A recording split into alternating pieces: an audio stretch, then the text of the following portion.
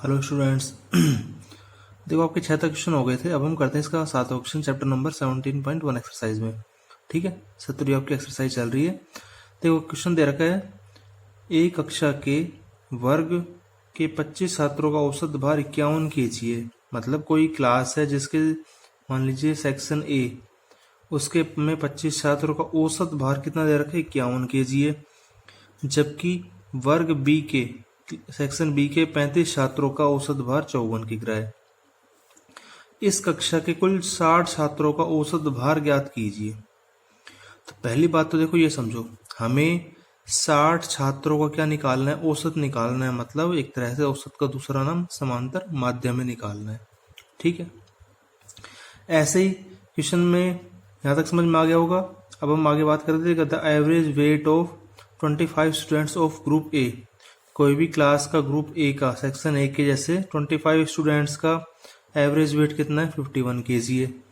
Where is average weight of 35 students का अगर other section है ग्रुप बी, जिसका एवरेज कितना है, 54 kg। Find the average weight of 60 students in the class. 60 students जो हैं उन क्लास के टोटल स्टूडेंट्स, देखो 60 हो गए, 60 ही हो गए। देखो 35 और 25 60। तो मतलब इस पूरी क्लास का हमें क्या निकालना है, औसत समांतर माध्य निकालना है। ये भी बता रखा है आपको कि समांतर माध्य का दूसरा नाम क्या होता है, औसत। अब देखो औसत या समांतर माध्य निकालने का सूत्र क्या होता है कि भाई राशि आंकड़ों का कुल योग बटा उनकी कुल संख्या। तो आंकड़ों की कुल संख्या तो हमें दे रखी है 60। हमें मेन अगर हम कहें कि औसत निकालने के लिए हमें 60 छात्रों को क्या नहीं दे रखा, एक तरह से आंकड़ों का कुल योग, मतलब छात्रों का औसत, ये 60 छात्रों का कुल भार हमें नहीं पता। भाई हमें एवरेज वेट निकालना है। एवरेज का अर्थमेटिक मीन का फॉर्मूला क्या होता है, सम ऑफ नंबर्स अपॉन में टोटल नंबर। अब देखो यहाँ पे टोटल नंबर तो हमें दे ही रखे हैं जिनका एवरेज हमें निकालना है, 60 स्टूडेंट्स। अब हमें इन 60 स्टूडेंट्स का टोटल वेट नहीं पता कितना है ना। तो वो वेट हम कैसे निकालेंगे, ऊपर जो कंडीशन उसने दी है इनसे। ठीक है, वो कैसे, तो यहां पे समझो। सबसे पहले देखो, आपको सबसे पहले सेक्शन ए में दे रखा है। ठीक है, तो यहां पे लिख देते हैं वर्ग ए के 25 छात्रों का औसत भार। ठीक है,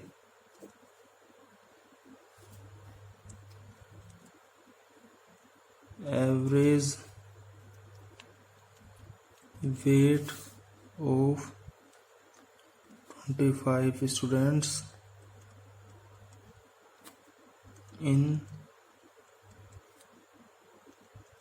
सेक्शन ए। ये आपको कितना दे रखा है, 51 kg ये दे रखा है। ठीक है, अब देखो ये हमें औसत दे रखा है तो हम कुल भार निकाल सकते हैं। देखो औसत हमें एक तरह से क्या दर्शाता है, औसत किसी भी एक वस्तु के बारे में बताता है, कोई भी एक थिंग्स के बारे में। मतलब अगर आपसे जैसे एग्जांपल समझे औसत का, देखो इसी को हम दूसरे तरीके से क्या समझेंगे। मान लीजिए आपसे कह रखा है कि एक बाइक की एवरेज मान लीजिए 1 लीटर में 25 किलोमीटर है। ठीक है, हमें पता लग गया कि बाइक की एवरेज कितनी है, 25 किलोमीटर है। अब आपसे कह दे कि 3 लीटर पेट्रोल में वो कितने आ जाएगी, तो वही चीज हमें दे रखी है। 25 छात्रों का एवरेज हमें दे रखा है। एवरेज का मतलब यहाँ किसी एक को दर्शा रहा है। भाई पत्ते को 25 का तो हो नहीं सकता 51। एवरेज का मतलब वो उनमें किसी एक का दर्शा रखा है। तो कुल भार कितना हो जाएगा आपका, कुल भार, या फिर हम कह दें टोटल वेट कितना हो जाएगा। जैसे हम बाइक वाला एग्जांपल 51 का क्या कर देंगे, 25 से मल्टीप्लाई कर देंगे। ठीक है,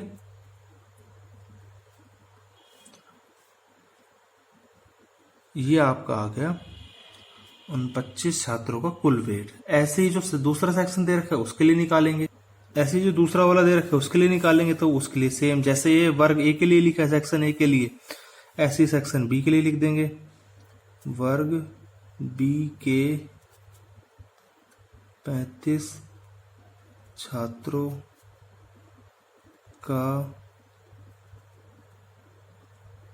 औसत भार average weight of 35 students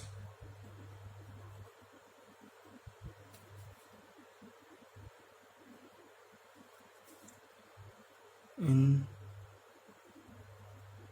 section B. ये हमें कितना दे रखा है, 54 किलोग्राम ये दे रखा है। तो वही फिर इनका कुल भार निकाल लेंगे 35 छात्रों का।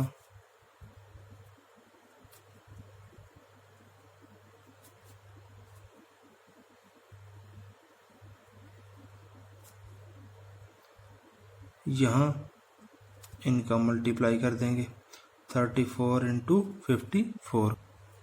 तो यहाँ पे जब इनका मल्टीप्लाई करेंगे तो ये आएगा आपका केजी।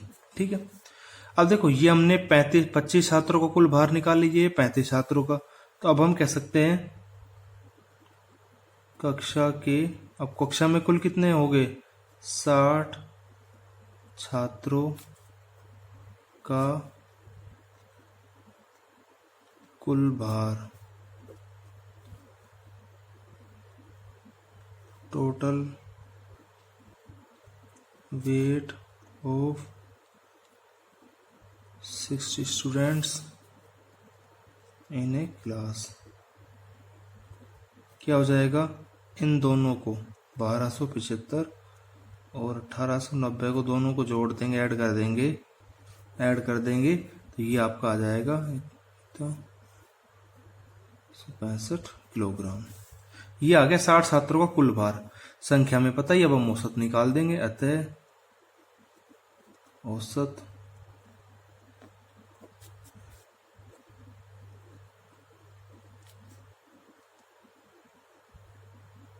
एवरेज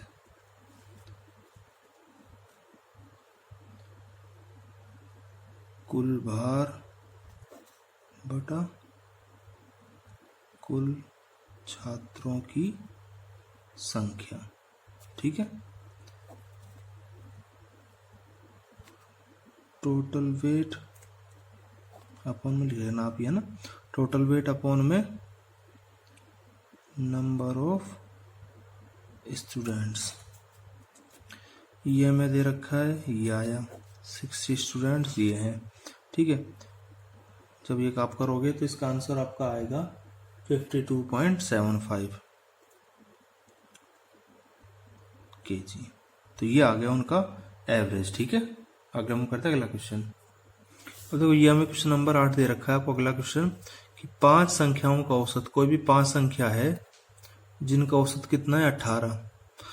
यदि एक संख्या हटा दी जाए तो औसत 16 हो जाता है। हटाई गई संख्या ज्ञात करो। The average of 5 numbers is 18। कोई भी 5 नंबर्स है उनका एवरेज कितना है, 18 है। If 1 number is removed then average become 16। Find the removed number. अब यहाँ पे देखो, सबसे पहली बात तो 5 संख्याओं का, 5 नंबर्स का एवरेज औसत कितना दे रखा है, हमें 18 दे रखा है। तो अभी जैसे पिछला क्वेश्चन करा था उसी के हिसाब से अगर हम कहें कि जैसे उसमें कहा था कि सेक्शन ए के 25 छात्रों का औसत इतना है, तो हमने बाद में निकाला था कुल भार। ऐसी अगर हम यहाँ पे बात करें 5 संख्याओं का औसत 18 है, तो उन 5 संख्याओं का योग कितना हो जाएगा, 5 गुना 18। ठीक है, एवरेज भाई 5 नंबर्स का 18 है, तो टोटल नंबर कितने हो जाएंगे, total sum of number 5 into 18 90 90 आ गए। अब उसके बाद आगे क्वेश्चन पढ़ते हैं। यहाँ तक का क्वेश्चन समझ में आ गया होगा। यदि एक संख्या हटा दी जाए, मतलब इन 5 नंबर्स में से, 5 संख्याओं में से एक संख्या हटा दी तो कितनी बच गई, 4। अब उन 4 का औसत कितना हो गया, 16 है, तो उनका चारों का कुल योग कितना हो जाएगा। ठीक है, दोनों का आपस में घटा देंगे तो हटाई गई संख्या आ जाएगी यहाँ पे। तो यहाँ पे देखो सबसे पहले क्वेश्चन कैसे करेंगे। ऐसा ही क्वेश्चन नंबर 10 दे रखा है आपको, इसी की तरह अभी करेंगे जब देखना। देखो सबसे पहले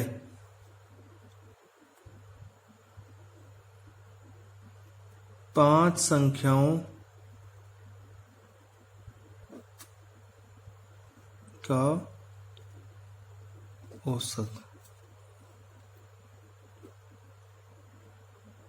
एवरेज ऑफ 5 नंबर्स कितना दे रखा है, ये 18 है। अब अगर हम कहें संख्याओं 5 संख्याओं का कुल योग कितना हो जाएगा 5 इंटू 18। ठीक है, यहाँ पे लिख देंगे सम ऑफ 5 नंबर्स, मल्टीप्लाई कर देंगे, ये आ गया 90। मतलब उन पांचों संख्याओं का पांच नंबर का टोटल सम कितना 90 है। अब एक संख्या हटा दी जाए, यदि एक संख्या हटाई गई, if one number is removed, हटा दिया, रिमूव कर दिया, तो नंबर कितने बच गए यहाँ पे, अतः शेष संख्या बोल दे हम, सो दैट रिमेनिंग नंबर कितने बच गए, 4 बच गए। देखो एक संख्या हटा दी तो कितने बच गए, 4 ही बच गए। अब उन 4 का औसत कितना दे रखा है, यहां लिख देते हैं, बस लिखने का थोड़ा सा काम है।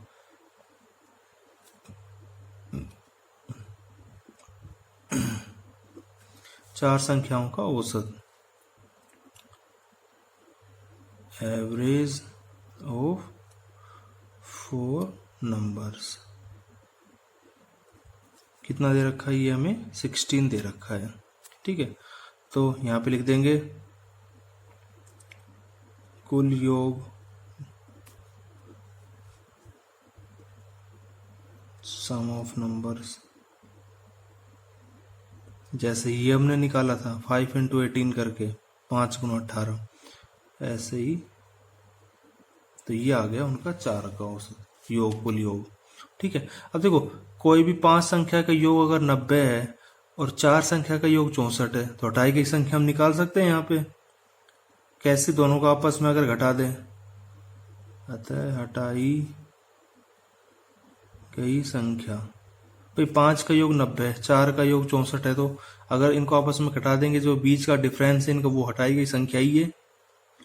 90 माइनस 64 कितना आ गया, ये आपका आ जाएगा 26। ठीक है, ये आपका।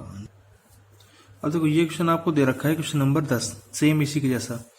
कैसे, एक विद्यालय के 5 कर्मचारियों का औसत वेतन 3000 है, सेम उसी तरह वहां आपको दिया था 5 संख्याओं का औसत कितना है 18 है, ऐसे यहाँ दे दिया 5 कर्मचारियों का औसत वेतन कितना है 3000 है, तो कुल वेतन निकाल लेंगे, कितना आ जाएगा 15000, 5 गुणा 3000। ठीक है, ऐसे ही क्या कह दिया कि एक कर्मचारी के सेवानिवृत्त होने पर, मतलब एक कर्मचारी तो था उसका रिटायरमेंट हो गया, ऐसे ही वहां पे लिखा था, बस कंडीशन बदल दी। वहां पे कहा था कि यदि एक संख्या हटा दी जाए तो शेष कर्मचारियों को औसत वेतन 3200, ऐसे वहां पे कहा था कि एक संख्या हटाने पर शेष संख्याओं का औसत इतना है। तो देखो यहाँ पे एक कर्मचारी रिटायरमेंट हो गया, तो कितने कर्मचारी बच गए 4, चारों का औसत वेतन कितना है ये दे रखा है, तो कुल वेतन कितना आ जाएगा वही। फिर सेवानिवृत्त होने वाले कर्मचारी का वेतन क्या था, दोनों का आपस में इसी तरह घटा देंगे तो वो उसका सैलरी आ जाएगी।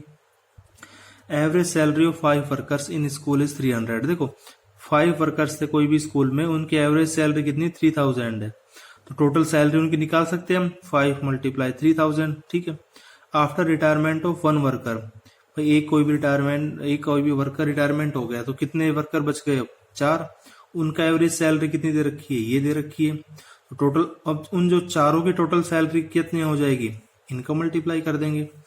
फिर आगे क्वेश्चन आपसे पूछा what was the salary of worker when he was on retirement, उस वर्कर की सैलरी बतानी जो रिटायरमेंट में था।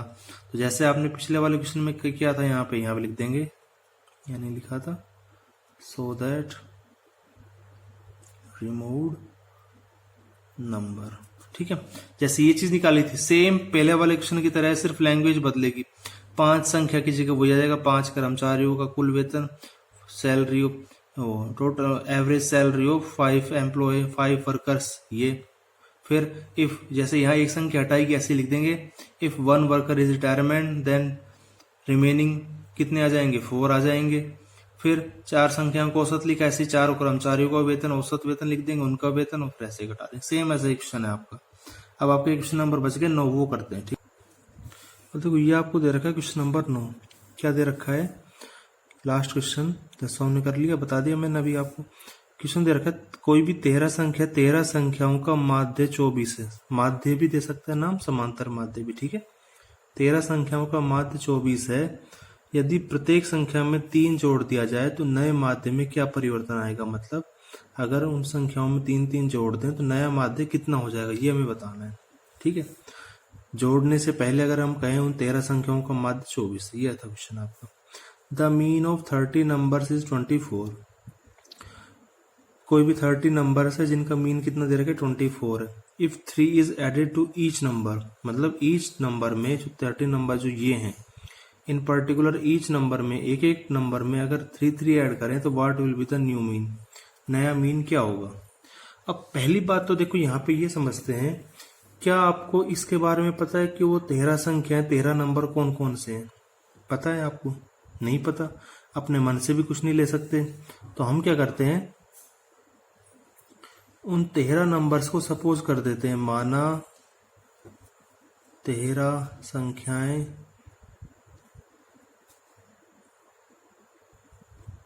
ठीक है। लेट सपोज दैट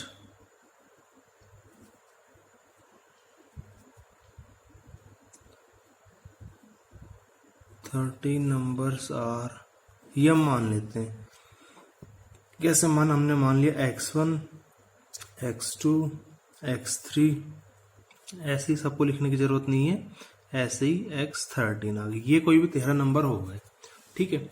अब हमें दूसरी फर्स्ट स्टेटमेंट क्या दिया था, 13 संख्याओं का माध्य दिया था,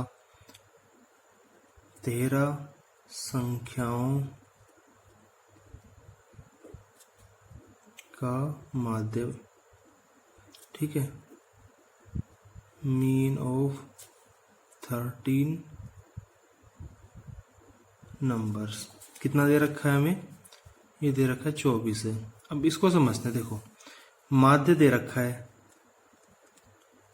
मीन, माध्य का फॉर्मूला क्या होता है, तो एक तरह से संख्याओं का योग,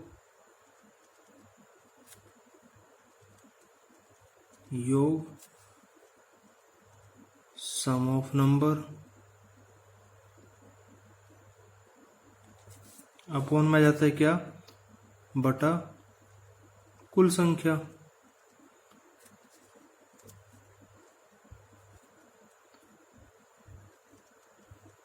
टोटल नंबर।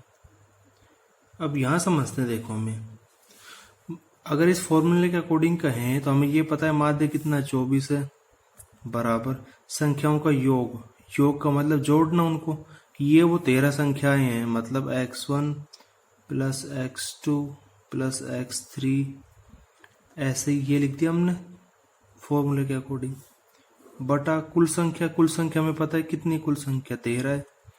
तो एक तरह से जो आपको लाइन लिख के दी है, इस लाइन को हमने बदल के इस तरह से लिख सकते हैं समझने के लिए।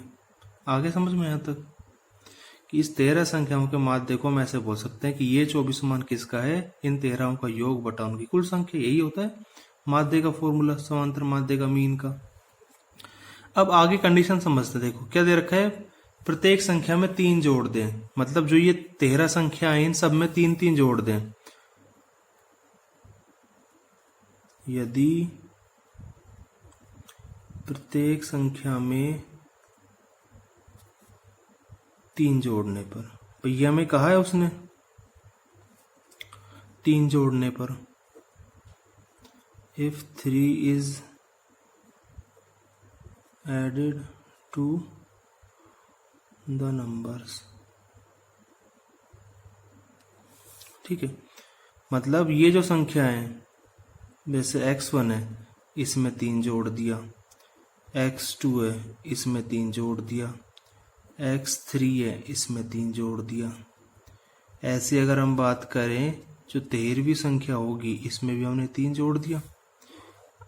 जोड़ने पर नया माध्य, देखो नए माध्य अगर हम निकाल दो वही संख्याओं का योग, ये योग हो गया बटा उनकी कुल संख्या तो वही 13 ही है। तो ये जो मान आएगा वो किसका आएगा, आपका एक तरह से माध्य ही आ रहा है। ये फॉर्मूले के अकॉर्डिंग अगर हम बात करें तो कैसे, पर माध्य का फॉर्मूला वही योग, ये योग बटा कुल संख्या देखो यहाँ पे इनको अगर हम बदल करके लिखे x1 x2, x वाली संख्या सारी एक साथ लिख दी